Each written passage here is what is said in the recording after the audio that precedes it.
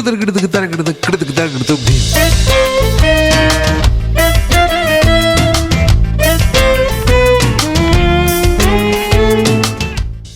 and welcome to the History of Bangalore. I'm Ramjee Chandran here with episode 106 of season 3.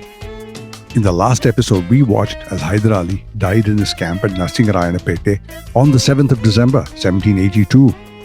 And then, Purnaya's extraordinary performance of statecraft that kept the Mysore kingdom from unraveling in the hours that followed when he decided to keep Hyder's death from everyone. And then we watched as Tipu Sultan rode back in a hurry from Ponnani to inherit not just his father's office, but also a war. In this episode, I look at how the Second Anglo-Mysore War ended with the defeat of the British and the signing of the Treaty of Mangalore on March 11, 1784. It was a treaty that ended the present hostilities between the Mysore and the British, but not one designed for lasting peace. But before I get into all that, as always, a word of thanks to my sponsors, the Prestige Group, for their corporate support that makes this podcast possible. Building cities one landmark at a time, they transform dreams into reality. You can be a part of the future.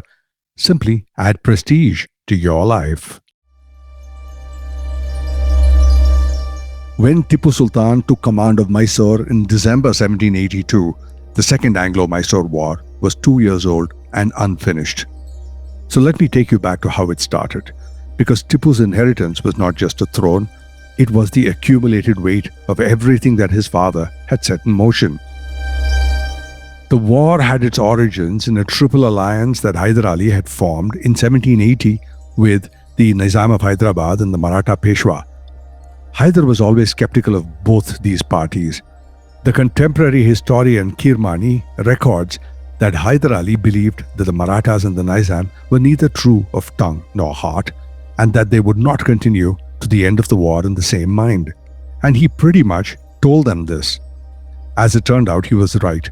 But still, despite Hyder's better judgment, in July 1780, the alliance was in place, and Hyder had assembled the largest army the Deccan had ever seen, assembled here in Bangalore. The city became the mustering ground for an exceptionally large force. Over 80,000 men, infantry, cavalry, artillery, long supply trains required for a sustained campaign. Bangalore also housed major arms workshops and ammunition stores.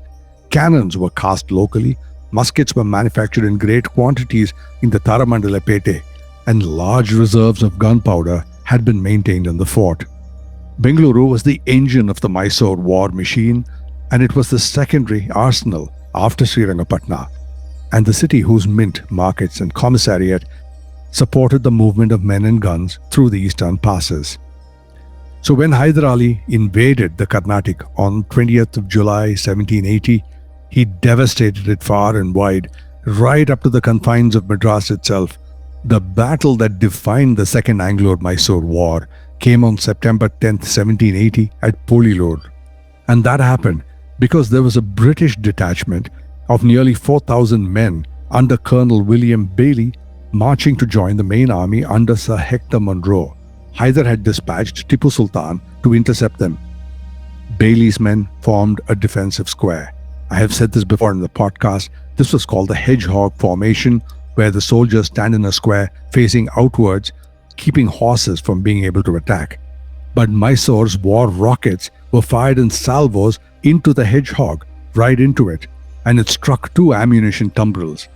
Those tumbrils exploded. Fire and debris rained down on the huddled sepoys, and when there was that breach, Tipu's cavalry charged into the gap. The hedgehog, the square, collapsed. Bailey, wounded, and waving a white handkerchief on a sword, surrendered to save what remained of his army. The psychological impact of that battle was total. Sir Hector Munro, the celebrated victor of the Battle of Buxar in the north, was so unnerved that he panicked. He ordered heavy guns thrown into the temple tank at Kanchipuram, and he fled to Chingalpet, abandoning his baggage and his honor in what historians later termed as one of the most discreditable campaigns in British military history. The Carnatic was scorched. The British army was huddled behind the walls of Fort St. George. The very survival of the British project, however, in South India rested on a single intervention from Bengal. That intervention came in the form of a gentleman called Sir Eyre Coote. He was 60 years old, frequently carried in a palanquin because he couldn't walk very well. He was Old Coote, a name spoken with something close to religious devotion by the Indian sepoys. His defeat of the French at Wandiwash 20 years before had made him, in the eyes of the troops, a lucky general whose mere presence on the field was worth a battalion. When Coote stepped off the boat in Madras in November 1780, he brought not just the Bengal infantry and a large amount of treasury in gold, but he brought a psychological restoration of the forces. So there we have it, two aging commanders, Eyre Coote and Hyder Ali. They met at the Battle of Porto Novo on July 1st, 1781. Hyder had fortified a position that Eyre Coote described as the most formidable that he had ever seen. Through a grueling 8-hour struggle under a murderous sun, Coote turned Hyder's flank. It was a narrow victory, but it broke the spell of Mysore invincibility. In the aftermath, Hyder appeared that he was not that concerned about the victory of one battle or the defeat at another, but more about the larger balance of powers between Mysore and the British. He is reported to have told his confidants, "The defeat of many bailies will not destroy these English. I can ruin their resources by land, but I cannot dry up the sea." That remark is Hyder Ali's clearest statement of both his strategic insights and his strategic despair. He saw the sea. He understood that the British could always resupply, always return. And it is this same understanding that would drive Tipu Sultan for the rest of his life to seek a French alliance, for instance, because without control of the sea, Mysore was always fighting against a superior force. The battles continued. At Sholingur in September 1781, Coote defeated Hyder again decisively, and again Hyder was not broken. And then in May 1782 came a blow that mattered more than any other battle, and this was the Treaty of Salbai, which was brokered by the Maratha chieftain Shinde. And that treaty concluded the Anglo-Maratha Wars, but more consequentially, it dissolved Hyder's Triple Alliance. Warren Hastings, by signing the Treaty of Salbai, had, in a single diplomatic stroke, broken off 1/3 of Hyder's coalition. The Marathas were out, just as Hyder predicted that they would be. Hyder kept fighting. In February 1782, Tipu had won the Battle of Anegudi, defeating Colonel Braithwaite. This was a Mysorean victory in the field, even as the political architecture around them was collapsing. And then in December 1782 was the day that Hyder died. But the war was still running, Tipu was in Ponnani, and the question of what happened next, whether the kingdom held or whether the army held, rested entirely on Purnaya's extraordinary deception in not letting anyone know that Hyder had died, waiting for Tipu to return in haste. When Tipu came back, he took command. The strategic situation had fundamentally changed. The Marathas had left. The Nizam of Hyderabad had never been reliable, even though he was 1/3 of the Grand Alliance. The French were present, but only just. The Marquis de Bussy and his forces were still in the field alongside Mysore, and Tipu, taking stock of everything that was around him, came to the decision that the most important objective first for him was Mangalore. Mangalore was Mysore's principal port. It was the gateway to the sea. It was the entry point for French warships, and it was the node through which foreign alliances could be sustained. And these were the ports through which they could import arms, ammunition, and horses, and valuable trade that took place because of all of Mysore's natural resources. But the British had taken it back from Hyder Ali sometime during the Anglo-Mysore Wars. Taking it back from the British was therefore Tipu's principal objective. So with all that, he began the siege. Tipu had French support, or rather, he was supposed to. But things took an awkward turn when in June 1783, the Treaty of Versailles was signed in Paris, ending the war between Britain and France in Europe. And the Marquis de Bussy received his orders. He was asked to withdraw from Mysore. So he pulled his troops and his engineers from Tipu's service immediately without negotiation, without any warning to his ally. There was no notice. Just one morning, he was out. Tipu, understandably, was enraged. He had built his entire strategy around the French presence. There is a letter that Tipu wrote to Louis XVI or Louis XVI, describing his feelings of the betrayal in detail, that the French should not have concluded a peace with the English without his knowledge, that he had repeatedly refused British offers of a separate peace out of his loyalty to the French. He pointed out that he had sacrificed so much money and so many people for 5 years in the belief that France would be his partner. Tipu's fury in this letter was palpable. It's a letter worth reading. But nonetheless, the Marathas were gone, the Nizam had all but gone, the French had pulled out. There was still a contingent of French that remained in Mysore to fight alongside Tipu, but these were mercenaries. They were not part of the Kingdom of France. That ended the day that Debussy left. So Tipu continued it alone, and he saw it through. By early 1784, the British garrison at Mangalore had been reduced to a condition that historical record describes with unusual frankness. The men there were eating rats and frogs and snakes. Disease moved through the garrison without mercy. The survivors who emerged from that siege were described as living skeletons, their skin black and their minds broken. And then Mangalore fell to Tipu Sultan. And the Madras Presidency, exhausted and bankrupt, had no choice but to negotiate to bring the Second Anglo-Mysore War to a close. This would be Britain's second defeat. The British sent 3 commissioners to Tipu's camp, and Tipu, who understood the theatre of power as well as the mechanics of a siege, made them wait. He erected gibbets.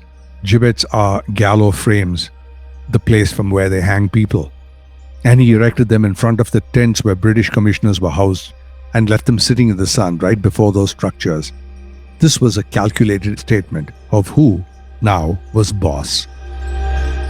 And now for a short commercial break, and when I come back, let's look at the Treaty of Mangalore and beyond. Right after this.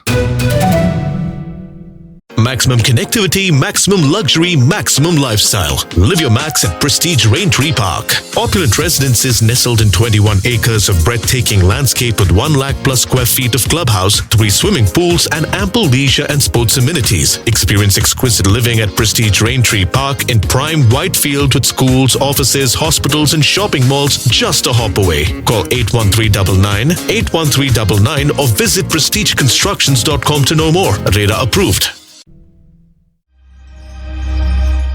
The Treaty of Mangalore was signed on March 11, 1784. On paper, it was a Mysorean triumph. The statement was, in legal Latin parlance, status quo ante bellum. It's a legal term meaning that both parties returned to the situation that existed before the war. So no territory changed hands permanently, no indemnity was demanded, and the British formally acknowledged Mysore sovereignty. For the first time in the history of their presence in India, the British had been compelled to negotiate a peace with an Indian power on broadly equal terms. The Nawab of Arcot, Hyder's hated rival and the British-owned client, were excluded from this treaty negotiations entirely, even though all of these battles happened in the Carnatic, which was his territory. The war had begun with the British calling Hyder Ali a usurper. It ended with them recognizing his son as the sovereign of Mysore. The Governor-General of India, Warren Hastings, called this a humiliating pacification. He claimed that his representatives had sneaked into the presence of a barbarian to beg for terms. The treaty, he said, was a bitter pill. Now, Hastings was not wrong about the humiliation, but he was wrong about the barbarian. The treaty had no provision for the return of British prisoners of war. Those men, hundreds of them captured at Polilur in 1780, and at Anegudi in 1782, they were all still in the dungeons of Srirangapatna. The treaty said nothing about them. For Tipu, this was a great point of satisfaction. For the British, it was a wound that festered for 15 years. Those British prisoners had been cruelly marched to Srirangapatna in heavy irons and confined to underground, subterranean dungeons. They were fed rice and salt. Medical attention was withheld. Pressure was applied consistently. These British officers were told repeatedly to convert to Islam and to enter Tipu's service as chelas or slave soldiers. During their incarceration, many died. Colonel Bailey, whose defeat at Polilur had started this whole chain of captivity, died in those iron chains in 1782 from his wounds, and by some accounts, from the simple heartbreak of his disgrace. Now, among those who survived was a Captain David Baird of the 73rd Highlanders. He was wounded at Polilur, and he had spent most of his captivity in heavy leg irons. Now, the particular cruelty of this system was this. Prisoners were chained in pairs, coupled limb to limb. If one man fell ill, the other had to support his weight. If one man died in the night, the survivor remained shackled to a corpse until the morning. These were the horrors of war. In the case of David Baird, when word reached Scotland that he had been chained to another man, his mother made a remark that passed into legend.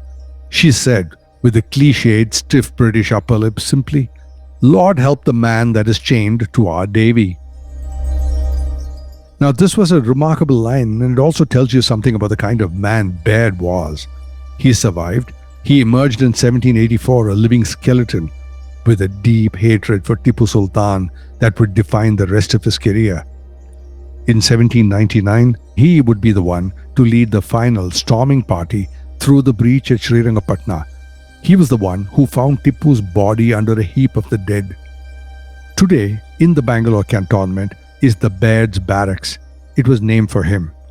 The circle of that story, Polilur in 1780, to the Watergate at Srirangapatna in 1799, is one of the most extraordinary personal narrative arcs in the history of Bangalore. So back to the Treaty of Mangalore. Why didn't it last? Well, that answer has two parts. One sits in London and the other in Srirangapatna. In London, the consequence of the war was legislation. The Pitt's India Act of 1784 was passed directly in response to the failures of the Second Anglo-Mysore War. The British Parliament placed a board of control, which was staffed by the King's own ministers, to sit above the authority of the East India Company directors, and they had authority over all political, military and revenue matters. The East India Company kept up its commercial functions and something of a nominal dignity, but real power now moved rapidly towards the Crown.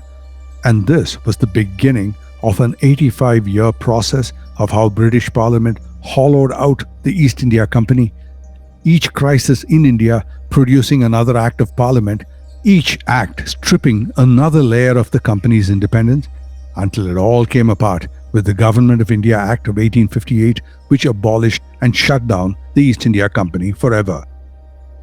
But here in 1784, all of that was still ahead. The direction was set though, and the men who would run India under the tightening grip of the Crown were men who understood that Mysore was unfinished business. For the British people in India, the humiliation was institutional. The commanders who had fought the war came home complaining that politicians had tied their hands. There was a Colonel Fullerton who was very vocal. The Mysore army, he said, could have been broken entirely. That was his argument, that if the West Coast forces had been allowed to combine, things would have been different. The Madras government had surrendered a winnable position according to him. That grievance, that the war was lost by diplomats and not soldiers, obscured a much more uncomfortable truth. Mysore had successfully fought the greatest commercial empire in the world twice, and the men who would inherit India from the East India Company were determined that there would not be a third time. In Srirangapatna, Tipu became privy to British correspondence. This was because his intelligence forces were good. He knew that he hadn't actually won the Second Anglo-Mysore War, that nobody had, and that the Treaty of Mangalore was only a pause. It wasn't a settlement. And Tipu responded the only way he knew how to. He started to build his kingdom. Fortifications across the plateau were repaired and restocked. Bengaluru, the strategic hinge, between the Carnatic plain and the Mysore interior was strengthened as both garrison and arsenal.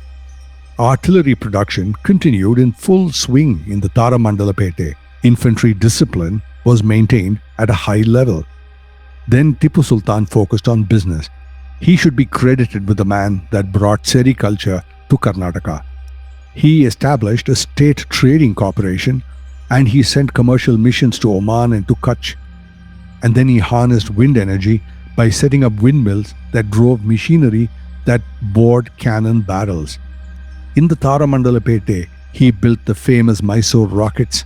Tipu did everything he could to strengthen Mysore, and he achieved building considerably on top of what Hyder Ali had left him. But ironically, in strengthening Mysore, Tipu Sultan had made it, paradoxically, more coveted. Because the more formidable the kingdom, the more dangerous it appeared to the British. And the more dangerous it appeared, the more urgently the British planned its destruction.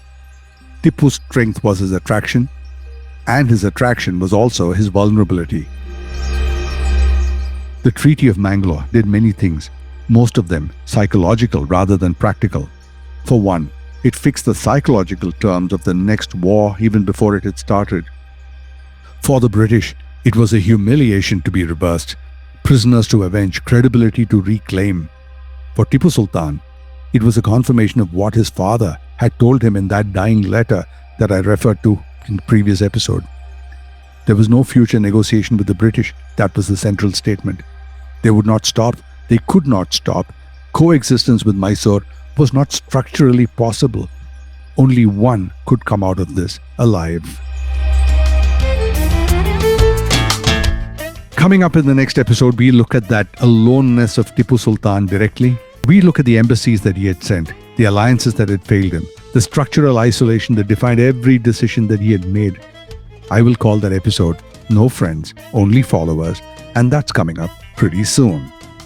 I am Ramjee Chandran, and this is the history of Bangalore.